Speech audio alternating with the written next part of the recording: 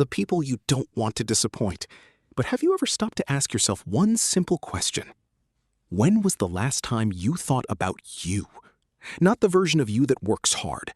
Not the version that keeps everyone happy. Not the version that constantly sacrifices for others.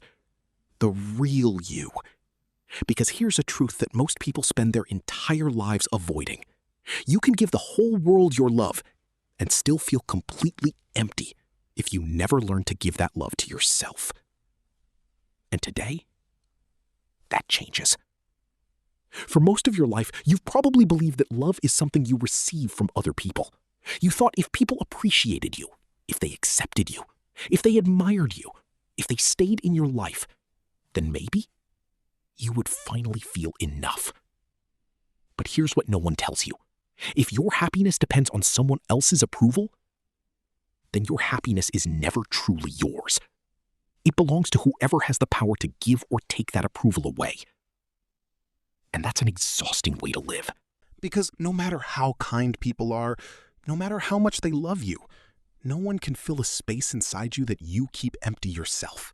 Think about your own life for a moment. How many times have you agreed with something you didn't actually believe, just to avoid an argument? How many times have you stayed in a friendship, a relationship, or even a job long after it stopped making you happy simply because you were afraid of disappointing someone? How many times have you smiled while quietly falling apart inside? These moments may seem small, but they slowly become habits, and habits eventually become identity. Without realizing it, you begin teaching yourself one dangerous lesson. Everyone else's needs matter more than mine. Your mind listens to everything you repeatedly tell it, even when you never say the words out loud. The truth is, self-abandonment rarely happens through one big decision. It happens through hundreds of tiny ones. Every time you're exhausted, but still say yes. Every time you apologize, even though you did nothing wrong. Every time you silence your own opinion because you're afraid people won't understand. Every time you ignore your own pain just to make someone else comfortable. Little by little, you disappear. Not physically, emotionally, spiritually. Until one day you look in the mirror and realize you've become an expert at taking care of everyone except yourself. Here's something most people never realize until much later in life. You can lose yourself without ever leaving the place you're standing. Because losing yourself doesn't always look dramatic. Sometimes it looks responsible. It looks polite. It looks dependable. That's not real self-love. Real self-love happens in moments nobody else ever sees. It's how you speak to yourself after making a mistake. It's choosing rest instead of burnout. It's forgiving yourself for being human. It's protecting your peace, even when other people don't understand your decisions. Self-love isn't something you say. It's something you practice every single day. Here's a difficult truth. You can be surrounded by people who genuinely love you and still feel lonely. Because external love can never replace internal acceptance. Someone can tell you you're amazing, beautiful, talented, important. But if your own mind keeps saying, I'm not enough, guess which voice you'll believe? Your own. Because the loudest conversation you'll ever hear is the one happening inside your head. Now imagine something. Imagine the younger version of yourself standing right in front of you. Not the confident version, not the successful version, just the child who wanted to be loved. Would you criticize that child the way you criticize yourself today? Would you tell them they're not good enough? They'll never... Those two beliefs create completely different lives. One creates peace. The other creates endless pressure. Have you ever noticed, no matter how much you achieve, the finish line keeps moving? You finally reach one goal and immediately your mind says, that's not enough. You accomplish something big and within days, you're already criticizing yourself for what you haven't done yet. That's because the problem was never your achievements. It was your relationship with yourself. Someone who doesn't believe they're enough will never collect enough success to prove otherwise. Because the emptiness isn't outside, it's inside. And no external achievement can permanently fill an internal void. Now ask yourself something honestly. How often do you check on everyone else's emotional well-being, but ignore your own? You ask your friends, how are you? You ask your family, are you okay? You worry about people feeling hurt, feeling lonely, feeling overwhelmed. But when was the last time you asked yourself those same questions? Not while scrolling your phone, not while watching television, not while distracting yourself. Just sitting quietly, listening to yourself. Because your inner voice hasn't disappeared. It's simply been waiting for you to finally... But listen carefully. Anyone who only loves you when you ignore yourself never truly loved the real you.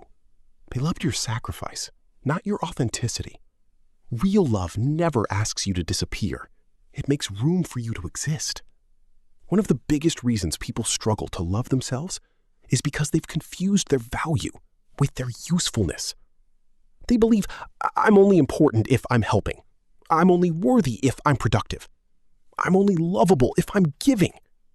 But what happens when you're tired? What happens when you're struggling? What happens when you're the one who needs support? If your worth only exists when you're useful, you'll spend your entire life feeling guilty for simply being human. Your value was never supposed to come from what you do. It comes from who you are. Long before you achieved anything, you were already worthy. Long before anyone applauded you, you mattered. Long before someone believed in you, your life already had value.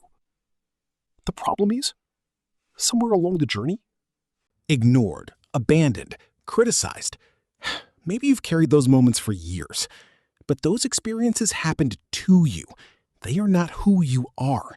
There is an enormous difference because pain is temporary. Identity is a choice. You don't have to keep introducing yourself to the world using an old version of yourself that no longer exists. Every day, you have another opportunity to become someone new. Here's something remarkable. The mind believes whatever you repeat often enough. If every day you repeat, I'm not enough, eventually, it feels true. If every day you tell yourself, I'm always behind, soon, you'll find evidence everywhere. But imagine changing that conversation. Instead of saying, I failed, you say, I learned. Instead of, I'm broken, you say, I'm healing. Instead of, I'll never change, you say, I'm growing. Those aren't empty positive affirmations. They're new instructions for your mind. Because your identity is built through repetition, and what you repeatedly believe eventually becomes who you think you are. Real confidence isn't loud. It doesn't need attention. It doesn't constantly seek approval. Quiet confidence walks into a room without wondering if everyone likes them, because they already like themselves. That's freedom, not arrogance. but in hundreds of small choices, choosing rest when you're exhausted, choosing honesty instead of pretending, choosing boundaries instead of resentment, choosing yourself without apologizing for it. Because at the end of your life, people won't remember how many times you ignored your own happiness to please everyone else. But you'll remember. You'll remember every dream you postponed, every boundary you never set, every opportunity you turned down because you doubted yourself. And the greatest regret isn't failing. It's realizing you spent years waiting for permission to become the person you were always capable of being. So let today become that permission, not from me, from yourself. Stop waiting until you're perfect. Stop waiting until everyone understands. Stop waiting until fear disappears. Because confidence doesn't come first, action does. Healing doesn't begin when life becomes easy. It begins the moment you decide, I deserve peace. Not because I've earned it, not because I've proven myself. Simply because I'm human. And that's enough. Remember this one final truth. You cannot control what people think about you. You cannot control who stays, who leaves, who misunderstands you, who appreciates you, or who never sees your worth. But you can control one relationship. The relationship you have with yourself. Protect it, nurture it,